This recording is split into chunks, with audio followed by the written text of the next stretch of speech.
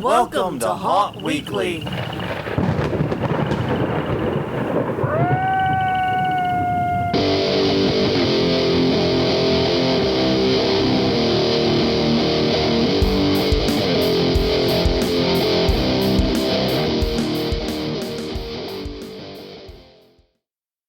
Greetings, everyone. Jonathan here. Thank you, everyone, for turning up for episode 402. This past weekend was my birthday weekend. I turned the whopping age of 43.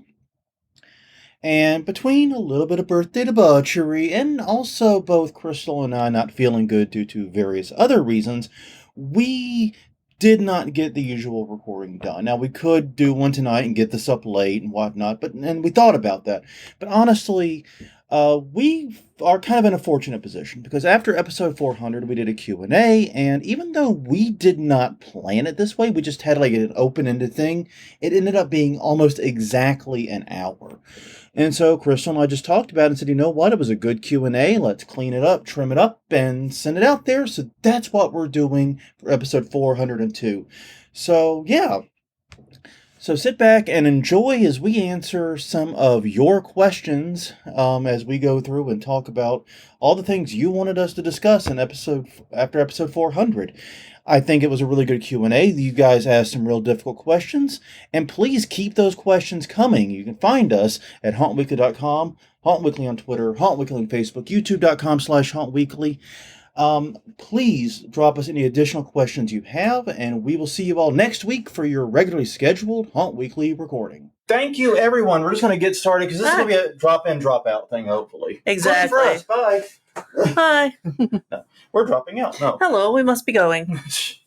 Oh, man. But no, seriously, thank you all for joining us. Episode 400 released earlier today, regular news episode. Yeah. But as Facebook just reminded us, we are uncreative bastards. And for episode 300, we did a Q&A, and now we're doing it again for 400. Yeah. Because we were completely unimaginative people. And actually, in our defense, 300 was because of COVID. Yeah. 400 is because we're uncreative assholes. Oh, we were like, we still haven't scheduled anybody. Yeah. Maybe we should just do this. Yeah, we hadn't. We've been quite busy with day jobs and things, so the scheduling and the overhead of doing a actual live stream where we got lots of people on just wasn't in the cards. And plus, it's... Okay, thanks, Shannon. I'll take a look. Yeah, I think, honestly, it's the resolution, the way it's cropping us. I don't know what to do about that because I didn't change anything. Mm-mm. And Sean O'Laughlin just dropped in to wish us a happy 400th episode. Thank you. Thank you. It's awesome. I understand you can't stick around. Don't worry, the recording will be there. So, yeah, if you have anything you're dying to know, drop it in and come back to it. Because we do have a lot of questions. But yeah, I guess you want to just get started, jump in, and start commenting. So, what's first? Who asked it, and what's going on? Okay, so 5 days ago, yes, we asked what you wanted to ask us for the question of the week. And Jamie Lee said, have you ever decided on a topic that sounded like a great idea only to find out that it was impossible to talk about for an hour? If so, what was it? Also, how did you decide on your even, odd, and multiple structure for episodes? Okay. So the topic idea. We'll do that one first. The topics that we couldn't get an hour out of. Yeah, and Shannon actually, Robles actually asked a similar question. But no, hers is different. We'll get hers separately. Okay. I want to get hers separately because she asked a really good one that's different. Couldn't get an hour out of it. Honestly, a lot of times when we find that, it's because we need a guest. Yeah, it's either that or what we'll do is we'll take a lot of those little mini topics and smush them together into one big episode. I mean, like topics that we have not been able to get an hour out of. Trying to think of any. Like, we've had a couple of more business-oriented ones that we thought were really good ones at the time. Like, we did one on price differentiation and different tier pricing. Yeah. But I think the original topic there, for example, this is another thing that happens to those topics, is we kind of, if we realize we can't get an hour out of it, we pull up, pull out, zoom out of it a little bit. Exactly. And like ticket pricing, and we started writing notes, and there wasn't enough there, so we did price differentiation broadly. Mm-hmm. And that let us talk about a whole host of ideas in there, and that one became fun. But I mean, honestly, we've managed to get a full hour out of parking, of all things. I know. I still can't believe we actually pulled that fucker off. I mean, it was crazy. So what we're saying is we're really good at bullshitting. We were the kids that were not intimidated by essay assignments, is what you learned. No, that was our jam. It was. In fact, in college, I missed a test due to a medical emergency, and for the makeup, they offered to either let me take the multiple choice ahead of time or take the essay as the makeup. And I chose the essay. Of course you did, because it was the wrong choice. Because it was biology. Oh, well. It was the second level biology. Yeah, okay, that was a bad idea when you put it like that. Yeah. Okay, what was the next one? All right. Next is this is from Chris Gay. What five sorry. Yes.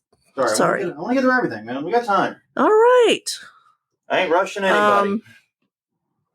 How did you decide on your even, odd, and multiple structure for episode? Like episodes divisible by 4, we do news. Even episodes, we do comments reminders usually. I think that's what he's referring to. That just sort of evolved. Sorry, I couldn't remember who asked. Jamie. What they asked. Yes. Thank you. Because I honestly didn't hear the name at all. But no, as far as that, like, I remember when we began, the original plan, you go back to like episodes 1, 2, 3, and 4, mm-hmm. the original stupid idea was to do haunt news at the beginning of every episode. Mm-hmm. And then just kind of go into the topic. But the problem was we quickly realized that was a lot of time being taken out of each episode. And so the idea was just to kind of smush it together, do it in the news format. And that worked I think that's largely worked pretty well. And as far as the even odds, we just got tired of doing comments reminders every episode. Yeah, that's basically it. Because once again, at one point before the pandemic, there were so many that it took up a lot of the front end of the episodes. Yeah, and that's one of the things that I think is true. I think we could legit do comments reminders every episode now, because there's a reason. Not to say that there were too many before the pandemic. It was good that there were that many conferences, but it was too many to do every episode. It was just way too much time. And so we moved it to every other. Then, like I said, the pandemic, we stopped doing conference reminders altogether for like 2 years there. Yeah, because it was like, well, this one's canceled. All of them are canceled. Yeah, conference reminders got to be the most depressing part of the show for a while there. Yeah. All right, and what else was there in that list? I think that was it for that one. Okay. And I'm the oddball just because we started off listing and you would usually throw me out first. Well, I mean, and okay, like some of that is I try to be cognizant. I have the more gregarious, outspoken personality. Mm-hmm. I'm the one that does a lot of public speaking for their day job. Yeah. And I know I can just steamroll the ever-loving fuck out of almost anyone if I need to. That is true. You want me to get up on a stage and bullshit about something for 45 minutes? Just point me to the stage and hand me a topic. I can probably make it work. Yeah. But I realize that, you're quieter. And so I have to, I try to be cognizant of that and make sure you get your time in. Yes. And I appreciate that. I don't always succeed, but there is effort. Yeah. Yeah, we have nonverbal cues of when I want to say something. Yeah, usually it's like below the table, a hand wave, and like that, or something like that. Or sometimes you'll just straight up elbow me, and don't think Usually it's a look. Yeah, it's a. You done yet? Yeah. You done yet? Yes, you look at me in the same way the cats look at their treats. Pretty much, yeah. All right. Next up from the questions, this one is Chris Gay. Okay, now we got Chris Gay. What 5 or 10-year ambitions do you have for Bernie Baxter's traveling sideshow? Oh man, I saw that question come in. Yeah, and I immediately wanted to hit him. No, I'm sorry. Sorry, Chris. No. In all seriousness, though, it was a question I had not thought about in like 4 or 5 years now. Yeah. And the reason is we were closed in 2019 due to road construction, 2020 and 21 due to COVID-19, the ongoing global bastard, and we were able to get open in 2022. So for like the past 4 years or so, our entire focus has been getting open at all. Yeah. Getting back on our feet at all. we done like legit like last year when we opened, we almost didn't care if anyone showed up. Yeah. We were just so desperate to get this haunt working and open and scaring somebody. And be able to do something new this year. Yeah. And now we're dealing with, this is our first haunt build in 3 years? 3 years, over 3.5 years. Yeah. Yeah, because the last haunt build we did was before HauntCon 2020, so it'd be like January, February 2020. Mm-hmm. You know, as far as 5 to 10 years, my honest thought is I don't think Bernie Baxter will be working the same way in 5 to 10 years. In 10 years, I plan on being retired from it. Well, and for me, I don't know if I'm looking to a retirement from it. But as much as I'm thinking, I would like to, spread the load of this around some more. Mm-hmm. Get people to help more with the build, help more with that type of work. Because other than acting, like 95% of that haunt is us. Yeah. And that's a lot. And we're not getting younger. It's not getting easier. And it turns out the climate's not getting colder. So no, it's really difficult stuff. So and one of the things we've been working on this year, and I think we've been making progress in, is trying to meet and integrate with new groups and engage with new people and get them involved both in like the yarn store that we are currently in now, actually, but also the haunt.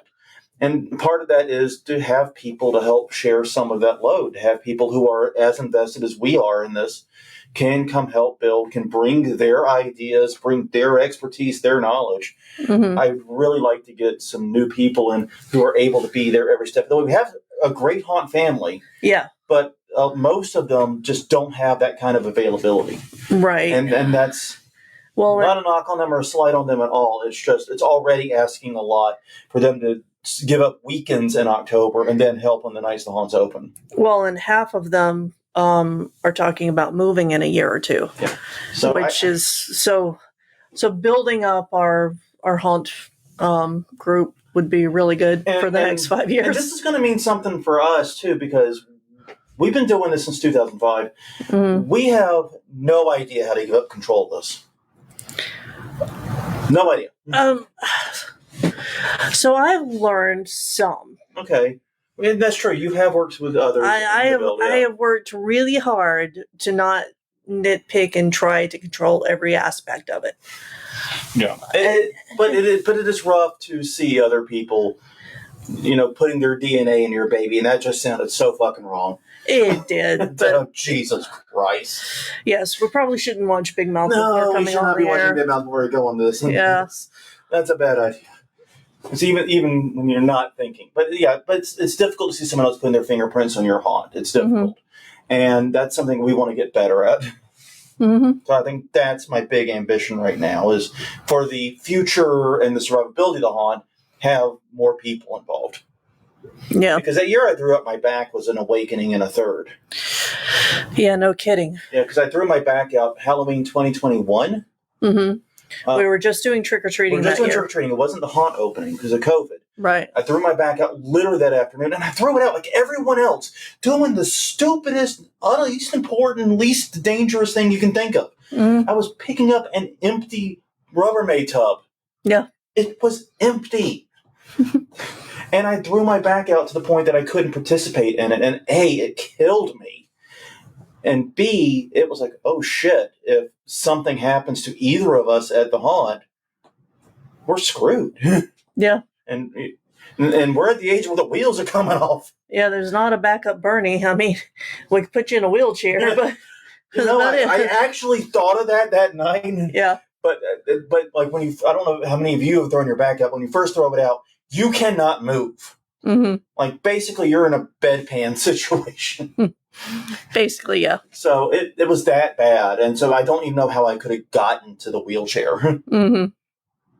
I guess I could have done like the crawl on my stomach. I could. Mm-hmm. All right. But no, that's, I think, our general goals for the next 5 to 10 years. And yeah. And Chris Gay in the comments is like, it says that building haunt community is an ongoing goal. It is. But we need to go from building a haunt family to actually building people that can co-parent this. Yeah. Yeah, maybe have second string actors. Well, yeah, we need some co-parents. Mm-hmm. All right. Next item. Micah Arnold said, how can I make my trail haunt more full?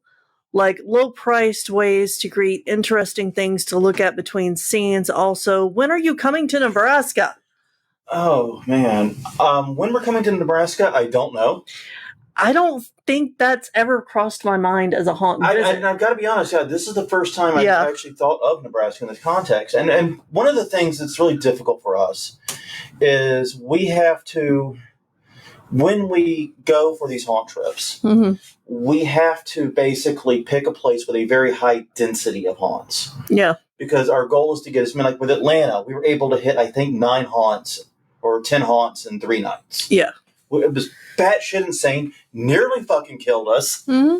And if you count what we did in Birmingham on the way there, I think we hit 11 or 12. Yeah, I think we hit 12 on that trip. But 9, it was 10 in the Atlanta area alone. And we didn't have a Lost Souls tour to drive us around. We had to do all this. Well, he did all the planning. Yeah, I did all the planning. Yeah, and I'm actually quite good at it, as we've discussed before in another episode. But, yeah, Atlanta needs a Japes. Exactly. Atlanta, hire a Japes. Yeah. Yeah, but no, I'm actually interested in, but see what is in Nebraska. So I'm going to have to actually look up and see what else there, and if there is stuff we can make a trip out of. Because if it is, I think that would be a really interesting place to get a different vibe. Yeah, I think so too. And it's a place that I've never been to. No, so I don't think even any of us even passed through Nebraska on our trips. No. So I would really like to see it, and because one of the things we want to do now that the COVID times have hopefully passed is we want to get back into traveling. That's one of the reasons why we got this trip Saturday planned to Mobile. Yeah, exactly. It's just Mobile. It's just 2 hours away, but still, that's travel that we haven't been doing for a while. Mm-hmm. So we're taking baby steps. Yeah. But as far as your trail haunt. Yeah, Pete Blocky. No, she didn't answer about a trail haunt. She wanted to know how to make it feel. Oh, yes. Oh, sorry, Pete. Yeah. Oh, that was the Pete reply. answered. Pete answered. Go, yeah. I was going to go, their answer, since they have a trail haunt and have done this. Okay, sorry, Pete. Did not mean to step on your toes. Stop. Occasionally, I know what I'm doing. But no. I have worked a trail haunt for the last 5 years. First of all, lots of twists and turns, so you can't see around the corners. So plant some trees or put some stuff up. To achieve this, instead of walls, cut branches from the trees and insert them in the ground. And then they're dead branches, and they look pretty cool. I'll say one thing that I remember very, very vividly from Freaks of Fear, which unfortunately is not there anymore in Atlanta. Yeah. But it was a trail haunt that could have had that issue quite severely because it was a very long trail, and it didn't actually have a whole lot on it. For reasons unclear. So, we know why. They were definitely putting in a lot of work and had a lot of space to fill, basically. But yeah, the thing they did that I thought was really, really smart was they put lighting high up in the trees that projected up toward the branches. Yeah. And my first thought when I say that out loud, it sounds like the dumbest thing on the planet. It really is. Why are you lighting the tops of the trees? It doesn't make any sense. You're lighting the haunt, the trail. But it actually looks really freaking cool and casts some very wicked shadows. You can do a lot with just simply some spotlights in that case. And and if you've already got power run throughout the trail, then that's not adding a lot of expense or effort. That's just getting a few spotlights, probably some color changing bulbs so you can experiment. God bless color changing bulbs in the haunt industry. Yeah, but people are going to look where the light is. So if they're looking up there, they're not looking at where they're going. And it serves, but they can still see where they're going. Hopefully, but it gives them something else to look at, something to notice, and it also makes it feel oddly claustrophobic. Yeah, was one thing I liked about it. I'm not saying you do it like the whole haunt, but have sections that way. Real easy to set up, and it creates a very bizarre, unsettling feeling. That like I said, I've only seen that at one trail haunt. That was Freaks of Fear, but it was really cool there. And it's one of the 2 things I very vividly remember from that haunt. Well, 3 things if you count.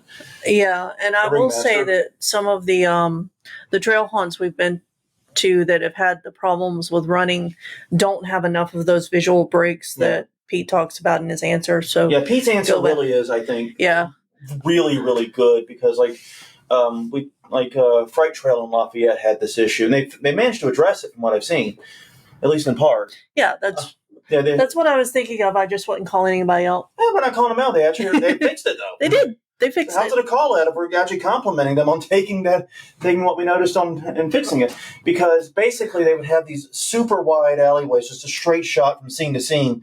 So people would leave one scene and just like the fucking light, like the flash to the next one.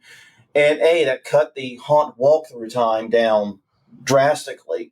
Mm-hmm. And B, it really killed this whole stay with your group thing when you're paired with a couple that's, decided to imitate Usain Bolt the entire trip.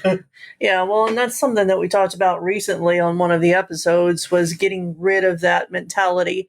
Because not everybody in a group that doesn't know each other is going to travel at the same pace through your haunt. Yeah, that's very true. And that's one of the especially it's one of the big dangers when you pair people up with strangers. Exactly. Yeah, because... and the thing is, like, we routinely, and I know we do it to ourselves because we have the podcast, we have Garbage Horror, people see us, let's put them with the two scaredest people in line. I know, it's happened. And the problem is, well, yeah, okay, that's fun. I'm not going to deny it. It also creates problems because they usually either want to go at like the snailiest of the snail paces because they're frozen with fear, or they are just going to Wile E. Coyote, they're just gone, Yeah. Trail of dust as we see them leave. Yeah, that's always interesting for me because, like, people trust me to begin with. And just because they don't know you. Yeah. And so we were put with these two girls in South Carolina on our trip there. And they had been through once. Yeah. They didn't make it through, but they had tried. So they're like, okay, you're safe. I'm going to stick with you. It's like, okay. Jonathan takes off. Yeah. He leaves us behind. Well, I can't get around them. And in my defense, I didn't mean to. Yeah. I didn't realize I had because it was during a very windy, narrow part. So, like, we were actually apart even when we were together. Yeah. And I just realized you were not, like, around the next turn. Yeah. Anyways, go ahead. So the girls are like, where'd he go? Where'd he go? Are you in on it? Are you in on it? And then they get these wide eyes, and then they're afraid of me. So then they start running away from me, and I'm just going through the haunt. Yeah, I'm just trying to see the fucking haunt. Exactly. But I think they wound up crashing into you. Well, no, what happened is I got to the end of that section. It was like a really tight labyrinth.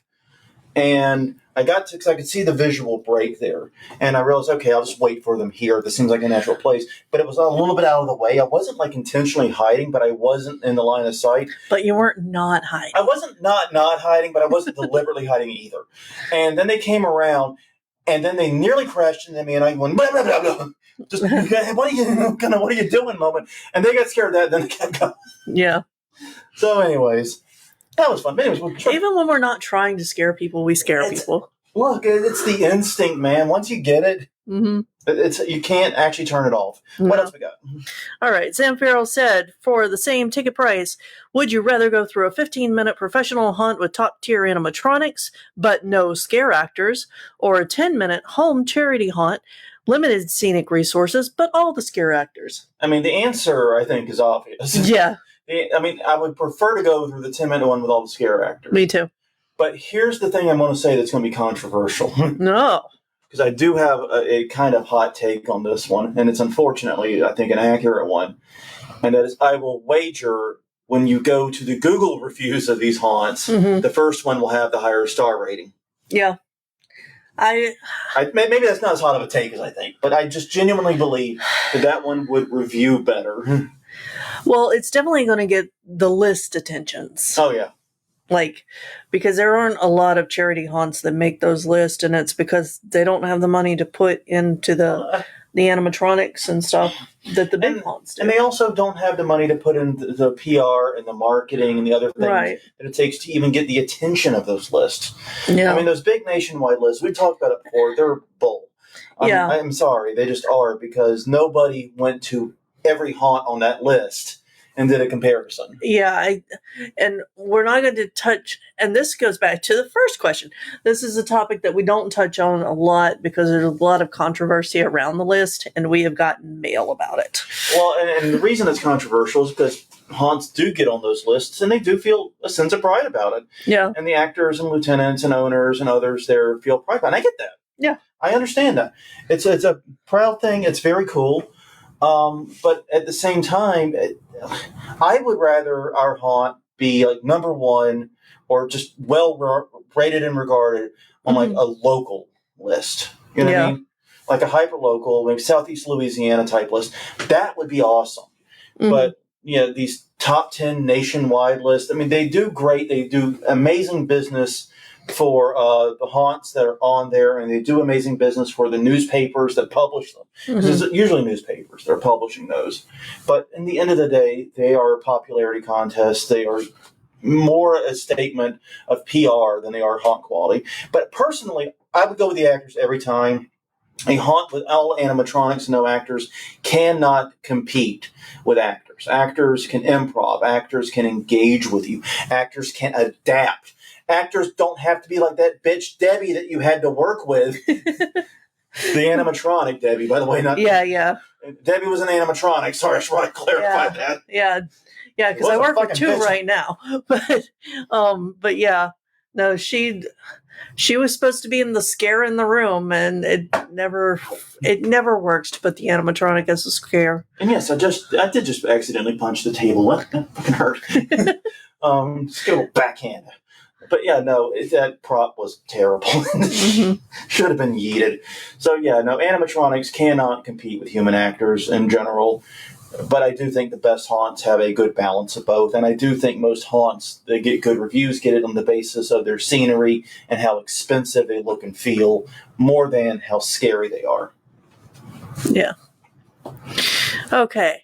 Now, we have a whole slew of questions coming up. I'm going to take these semi-rapid fire, I hope. Yeah.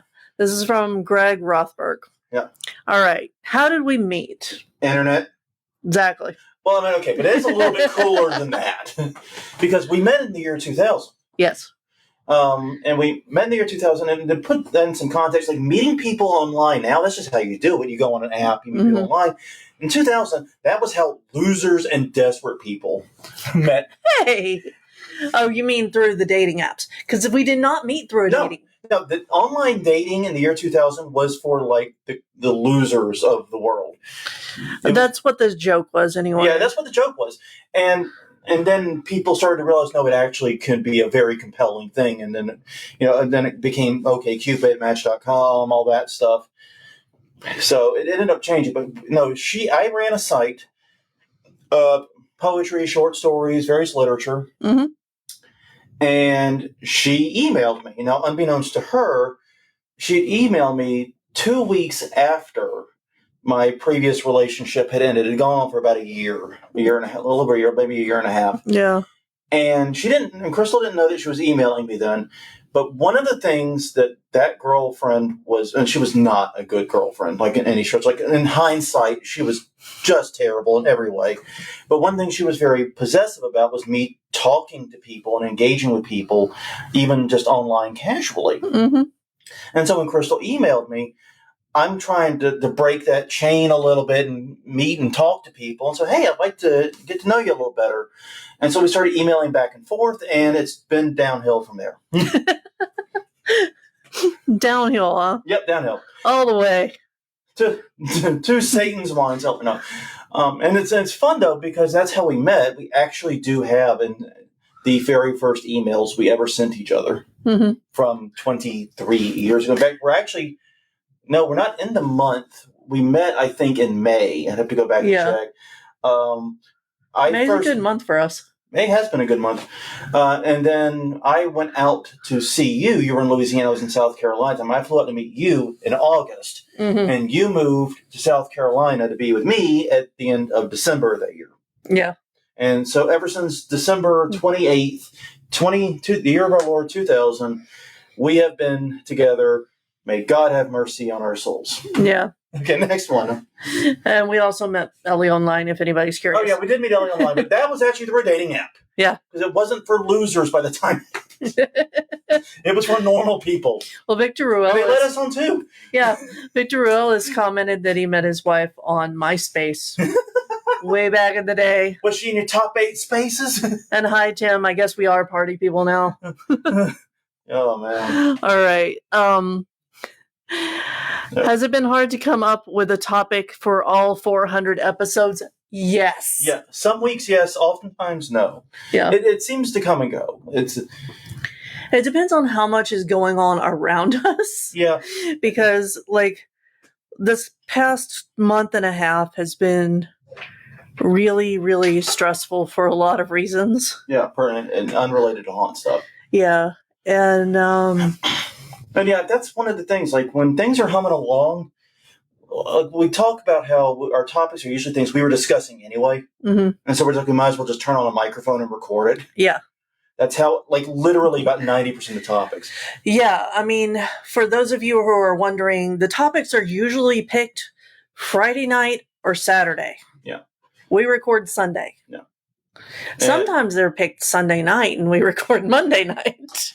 But a lot of that's been due to, like I said, stress and outside factors. And a lot of things like the store being opened has really changed the schedule some. And, it's been hard to think of new topics. But one of the issues we've had is, hey, didn't we do this topic? Yeah. I think that is more than anything been our difficulty as we get further in. And so that's one of the reasons we've begun allowing ourselves to revisit old topics if we can come at it from a different way, if there's something new we can add. Yeah, because, I mean, I know recently I spent like 2 or 3 hours on the history of trick-or-treating in the U.S., only to find we had already done that episode. Yeah, that's right. So, yeah, it's difficult sometimes, but it's more of it's less about our love for haunting and more about how much brain/CPU cycles we have to spare on the rest of the week. Okay. Next one. Where do we find all of our news for the news episodes? Various places. Various places. We see them on Facebook groups. We have alerts set up for Google. I use Google Alerts, google.com/alerts if anyone wants to play with them. It automatically emails me anytime news articles with the word haunted attraction or haunted attractions appears. And so that way it's directly in my inbox every day or as they appear, basically. But yeah, Facebook groups aplenty. We see them there, and sometimes just good old fashioned search. But realistically, especially lately, like back when we first started doing the full news episodes, getting news stories, especially during the slower months, was difficult. We were really, really struggling. I found as we've gone on, it's gotten easier. This part of our job, finding the stories, has gotten easier. Yeah. Yeah, I think we're into a rhythm now with it. Well, that and there's just a lot more news, it seems. Yeah. On attractions. All right, next. How do you always fit all of your episodes into just under an hour? He cuts us off. Honest answer. No. One of the things we've actually learned is about we do show notes and they're bullet lists. We don't actually write a script or anything, obviously, but we do bullet lists, and we know about how many pages we can realistically get through. So a lot of that's been trial and error. Like our very first episode was like 15 minutes. Yeah. It's a quick, terrible listen if you want to go do it and torture yourself. It was like something like 15 minutes. It was way too short. Yeah. And so we spent some time in those early episodes sort of figuring out roughly where the length was. And even then, we still have to kind of slow down and speed up as we go through the notes. But and like the episode that went live today, the news episode, we were rushing through the beginning of it, realized, we only have a few more articles talk about. Even though 2 of them are ones we really knew we were going to spend time on. Exactly. So we slowed down just a little bit to make sure that we stretched it out. Yeah, we have a timer going whenever we're doing this, specifically for that purpose. Yeah. All right. What is your favorite thing that each of you have that you see in a haunt, and what is one thing that each of us hates? Favorite thing to see? Good acting. Yeah, good acting is always great. I don't know. I always really do enjoy seeing good optical illusions as far as like the haunt itself. Yeah, and those are few and far between, honestly. I love seeing things that make me think I'm somewhere or something else, and a good optical illusion can be really good for that. As far as things we hate, chainsaws. black lights or strobe lights and black walls. Sorry, those two things crossed in my head and they became out as black lights. Black lights are fine. Strobe lights, adequate. they're adequate, yeah. But strobe lights are terrible. I mean, I'm not. None of us have photosensitive epilepsy, but I just find them annoying. Yeah, but some of our actors do. Yeah, so we can't use them on our haunt, and we wouldn't anyway. Yeah. But yeah, and black undecorated walls is never good. No, I don't like it. Is there any different or extra house insurance that comes with running a home haunt? Not for us. We checked. Yeah, we looked into it. We're covered for visitor injury on our property. Honestly, though, we've never had to test that. Yeah. But, I mean, we've looked up the city codes. We've looked up the homeowners insurance policies. We actually reached out to them whenever we first started. And we're basically in the clear as long as we don't charge. Yeah. All right. Last two from Greg. All right. What would you say to someone who says that they are too scared to walk through a haunted house? Go first. Yeah. I mean, that's the honest answer. That's not even me trying to, toughen up and get out there, kid. It's the legit answer. If the haunt is scaring correctly, and admittedly, that's kind of a big if, then the place you want to be if you're scared is first because you get to set the pace. And basically, nothing can come behind you. That's where your friends are. Yeah. Or at least where they shouldn't be able to come up. But also, the scares are going to come toward the middle/back of the group. Yeah. But other thing I would say is a haunt is probably, if it's a well-done haunt, if it's a professional haunt, it's probably the safest place you're going to be in that year. Yeah. And without a joke. What I would say is ask them if they have any work that you can do. Try to be an actor. Hell yeah. Seriously. No, that's legit good. Yeah.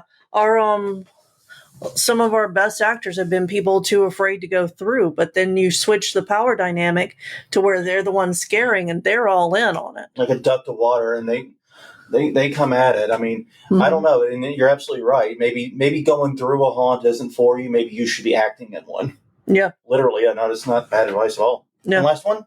Why are chainsaws rated? Overrated? It just says rated, but probably overrated. Yeah. The joke was chainsaws are overrated, was the shirt. It's because every haunt seems to think it's the ultimate scare. It has to be the final scare. Yeah. I admit it's good for making people run.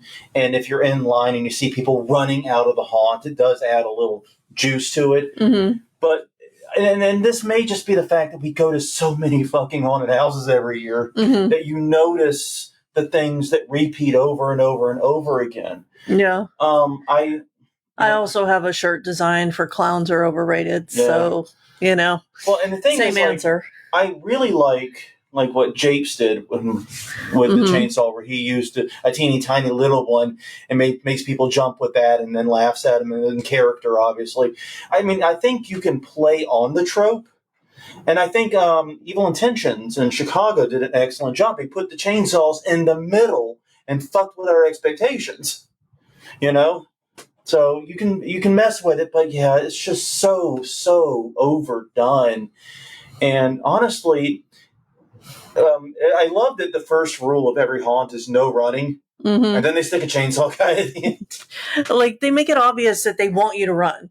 Yeah. No running. Wink, wink. Yeah. Nudge, nudge. Anyway.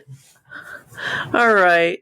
Now we're to Shannon's question. Yes. And then we've got a few in the live comments, too. So, and you can put them there, and we will see them and ask them and answer. All right. Well, real fast, Les Holt says he had a friend get burned by a chainsaw back in the... Yeah, we actually have someone who got burned, too. She was wearing sandals, which, ill-advised in a haunt, I know, but we weren't in charge of her footwear. Yeah. And, hot chainsaw touched the top of her foot, mild burn. That's the thing a lot of people don't realize is, the blade is off. It's not going to lick limbs. Hack limbs off. Jesus, Murphy, Jonathan. Oh, my God. It has been a day. It's not going to take limbs off, but yes, it can burn. Mm-hmm. Yeah. All right. So Shannon Roble said, Have you ever felt strongly one way about a topic, but upon researching it for an episode, your stance drastically changed? A dress. And she gave an example that she knows about, but I don't know if everybody else knows about. Okay. The video game situation comes to mind. Yeah, that one we didn't finish the episode. We didn't actually do that episode we wanted to do. We had to cancel that episode. Right. But the basic story there was we were going to review a video game. We bought it. We played it. We researched the developer, found out they were not people we wanted to promote. Yeah, and we found this out like literally going back to when we do this. This was one of the weeks we were on the fucking ball, man. Yeah. We had the idea like on Wednesday. We bought the game then. We played it Thursday and Friday. We had talked about it during the day Saturday. And Sunday, we went to our bar to finish We'd already written like 90% of the notes. Yeah. And we were just researching the little extra tidbits and fun stuff we like to throw in. And that's when we learned information. Yeah. That we realized, unless we can get them to clarify this, we can't promote this, and we couldn't get in touch with them. We did try. The only way we could find to get in touch with them was on public Twitter, and this is not a conversation for public Twitter. No. I'm not going to do that. So we still have those notes in the can. And that may still be an episode if there's somehow a way that they're not as connected as they appear. Yeah. Or things are not as they seem. But yeah. Anyways, but yes. Yeah. So we're not naming the game. No. But we'll just say Nazis were involved, and we'll leave it there. But yeah, moving on. Changed our opinion. Like, did you look into strobe light? Other examples, look into strobe lights, or cheap out black mazes and change your mind on them. I'm trying to think of anything we've had a hardcore opinion change on. Go ahead. You sound like you had something. I was very grateful for it. No, sorry. Not that time. No, I was trying to figure out anything. But, I mean, the thing is that we talk so much about haunted houses and the haunt industry that we kind of know our opinion about it before we go in. Yeah. And we'll get surprises. A few things that I have, it's maybe not drastic changes, but researching, like when we did the ticketing thing, I used to really not be a fan of VIP ticketing, and I'm still not as normally a regular customer. Mm-hmm. But after doing and more of a look into price differentiation, I understand why haunts do it better. And I'm more sympathetic. And I guess that it softened my stance on why haunts do it. I've also, even though it's frustrating, I'm also softened my stance on why haunt admission prices have gone up faster than inflation a little bit, because some have explained that to me about what's going on there. So yeah, there have been some things where like opinions have shifted and changed, definitely. But as far as like a radical 180, I can't think of anything right off the top of my head that was dead set against. Yeah. Now, what was the other part of her question? She had another part, I thought. Forgive me if I'm wrong. No, I think that was it. I'll say one topic that I've been fairly passionate about, but have just decided not to do, and I'll explain why, was I've been wanting to do the topic, and I've mentioned it on the show before, about how to create a haunt that lasts 25 or more years. Yeah. So if you're in your 20s and you want to make a haunt that lasts into your 40s or 50s, this is what you do type thing. And I'm still kind of toying with that idea. It's a heavy research. And I just simply haven't had the bandwidth to really tackle it. But one topic that I was going to do with that was try to find out the longest running haunt in the United States and find out who that was, maybe do a top 10 of what we could find. And that's proved incredibly difficult. Yeah. There's a lot of haunts that lay claim to it, all with varying degrees of legitimacy. But as I realized at Trans World, we step into a landmine very quickly with COVID. Yeah. Because a lot of haunts were closed for COVID. Mm-hmm. And in most cases, I think, in fact, nearly all cases, I think that's exactly what haunts should have done. Yeah. Because I don't think a haunted attraction is worth people dying over, basically. And that, unfortunately, is the consequence of holding a public event during COVID, is most likely someone somewhere is dead because you're haunted. But maybe not the person went through, but they gave it to someone who gave it to someone who wouldn't have gotten it otherwise, but died. And like I said, 1.1 million people died of COVID. So it's almost a guarantee that at least some of those people are from the haunts that were open. Mm-hmm. And one thing I ran into, though, when just talking with people about this idea, was that haunts that stayed open for COVID were adamant that the haunts that closed for COVID shouldn't be counted. Yeah. In fact, the mere idea that they would not have their streak, interrupted because they didn't want to kill people or because local ordinances forced them to close. And so then, as one person pointed out, you grant a pass on that. What happens with other REIT closures that weren't their fault? Yeah, like us closing for the street. Yeah, exactly. You run into that issue. So I don't know. And honestly, I've abandoned that idea because it's a meaningless metric anyway. Mm-hmm. I mean, yeah, it's really cool that your haunt's been there for 20, 30, 40, 50, 60, 70, whatever years. Mm-hmm. But you're only as good as your last haunt. Yeah. So what'd you do last year? All right. Yeah, and I had to get my phone to pull up the chat because I'm having trouble with it on my computer. Yeah. So give me just a second. Remember calling bagpipe chainsaw? That does sound fucking terrifying. Yeah. If someone brings out a bagpipe chainsaw, I will definitely be scared. Yeah. Well, and Amanda Hughes is piped in with a very loud organ or some other, like a accordion or something that's unexpected. Well, and that's so much better. I really do like that. Yeah, better I like idea. Honestly, you could do an electric guitar at that point. Mm-hmm. Because that's really what it is. You're just going for the loud sound. Yeah. And I think it's possible this is just the way the Texas Chainsaw Massacre movies ruined or had a negative impact on haunts. Because Leatherface kicks ass and all. He's an awesome villain. But guys, there are other things that are scary. Mm-hmm. But yeah. And of course, Chris Gay points out that farm equipment in general is scary. Yeah. I actually highly agree with that. Me too. One of the reasons why I like going, when we can, go to farm-based attractions, like Eckert's Fun Farm in Illinois was great. I actually had a really good time there. And part of it was because, tractors are scary. I mean, she may think your tractor's sexy, but they're also pretty scary, too. It's kind of like they're scare-rousing. No. Okay. So I know that Charlene Ramey, who's in the chat, my mom, had asked a question about what's the thing that we like most about doing the haunt together. Wow. just drop that on us and relationship defining question. The blue, just as far as what I personally like best, I really do enjoy building something with you. Mm-hmm.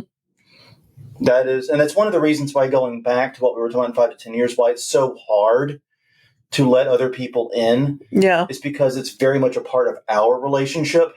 Yeah, we work out a lot of shit in October. and we didn't get to work out that shit during COVID. We're a little constipated. No. A little bit. Not really. But no. But as that, but it's always. But here's here is the graph. I'm gonna try to draw backwards here, but every haunt season when we really start working, which unfortunately this year looks like it's gonna be toward August. I know. We start out high energy, high hopes, really excited, and then it goes down a little bit as we get tired of it over the weeks, and then, but then early mid-September, then it comes down. We get to go to haunts. We get to go to haunts, and it's the first cool night here. Yeah, and then we get some cool nights, and then it goes right back up, and then it comes back down again, and it goes down, down, down, down, down, down as we get more and more frustrated, more and more exhausted, right up until opening night. Mm-hmm. And then by like the weekend, like the last weekend we have a full work, that's usually the when we're breaking down and having the we can't do this again, we have to stop, this has to be our last year conversations. Every year that happens, we just basically break down. Yeah. And so we hit this really low point, but then we see people smiling and having fun and laughing and taking photos and being scared and getting all this great security camera footage. We do all that, and then it just goes right back up. And next thing I know, November 1st comes around, and we're drawing out plans for the next haunt. Yeah. Yeah. I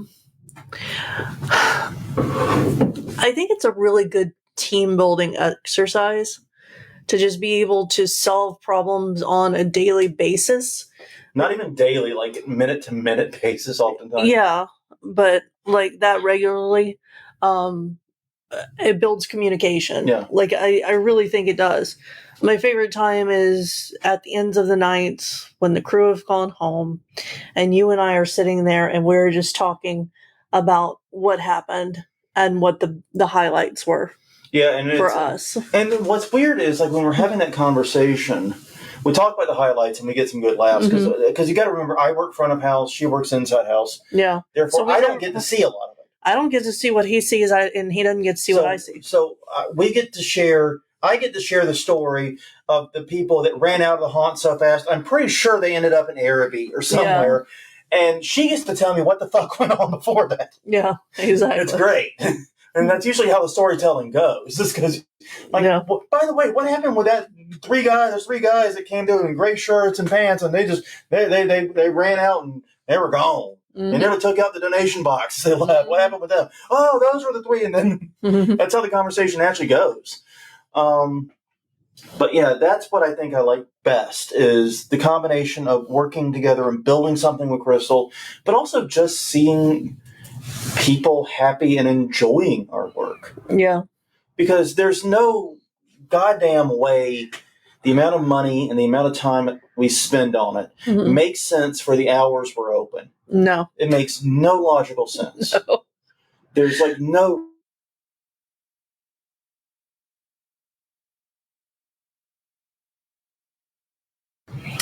And then working hundreds of hours per year to only be open basically 9 to 10 hours. Yeah. It's nuts. No smart person does this. No. Intelligent people don't do this. You have to be a little obsessed. And there's, like, I'm trying to think of anything about the haunt that I don't like about the process. And I can't think of anything. Like, I love doing the stories. I love coming up with them with you, working on them. That's one of the things we got to do, like, soon on this one, too. Yeah. Getting the ideas for the different rooms and the designs, working out the scares, coming up with a new scare, because we try to do a new scare every year. Then doing the builds and the designs. I even like the demo work, taking the stuff apart, because that means that something new is coming. It's going to be exciting. There are moments of frustration and heartbreak. Yeah. Because there's nothing more heartbreaking than something not working that you've put a lot of time. Yeah, that is true. And I'll be honest, we're two people who don't always deal with that kind of disappointment well. We get angry, and we've gotten better about. I know I've tried to get better about not taking on you, and you definitely, I think, done better taking out on me. But that's been a process. Yeah. That's been many, many years working together. But I think one of the things we've learned in doing that is the realization that sometimes what you have to do is just put the tools down, go inside, and come at it later. Yeah. Because if you're too angry, you're too upset, you're too tunnel visioned, you're going to make things worse. But so yeah, there are low points, but those two things right there. We're building with you and seeing people really enjoying the work we do. That's what I like about Hauling Best. Yeah. Any other questions? I haven't seen any come through. Yeah, if there's any last minute ones, please feel free to drop them in. Honestly, this is not a terrible time to start wrapping up, though. Yeah. We wanted to get about an hour and hang out with you guys. And thank you all in the chat for the laughs. Thank you. I've been really enjoying the conversation in the chat. I've been keeping an eye on it. Yeah. Yeah, and Chris I'm very curious about the bagpipe chainsaw. I'm terrified of that. Yeah, just abject terrified. He's... I mean, that is like the most horrifying sound and the most horrifying thing, right? That's how it works. Oh, yeah. And Chris's gay scrap is opposite. Excited and ready July through October, and then dead November 1st. Yeah, and I think a lot of that speaks to when the build takes place. And we might be there with you this year, because we were not smart people. Yeah, we did, well, in our defense, we could not have known that it would get this hot. For this long in summer. Usually we get like a week of this kind of heat. We've had well over a month. Yeah. Because New Orleans gets hot. Don't get it wrong. We're used to it getting hot. But having feels like temps above 115. Yeah. Like damn near every day, and it only getting down to it feels like of 100 at night. Mm-hmm. That is new. That is this year. That didn't happen last year that I can recall. Mm-mm. So, yeah, we have been beset by a heat wave, and it's really ruining our ability because we can't be out there longer than like 15 or 20 minutes at a stretch because we're both very heat sensitive. Yeah. Yeah. So, yeah. Thank you for all the well wishes. Yes, thank you all. It's been And as far as a decent lead on bagpipes, check Marketplace. Yeah, Facebook. I will bet if you check Facebook Marketplace, you will find bagpipes. Probably. I will bet that. If not that, Craigslist. Mm-hmm. It'll probably be the person's partner trying to get rid of them, but it's still, you'll find bagpipes. Yeah. Well, no, thanks. Thank you, everyone, for joining us for the past hour. It's been wonderful. Some great queries, some great conversation, and a great celebration episode 400. Looking forward to the next 100 episodes. And yeah. So, yeah, episode 500, we should have to plan something for that. I think that's what we said at 300. In our defense, it's been a little crazy in the personal life. It has. But thank you all, and we will see you very soon. Bye.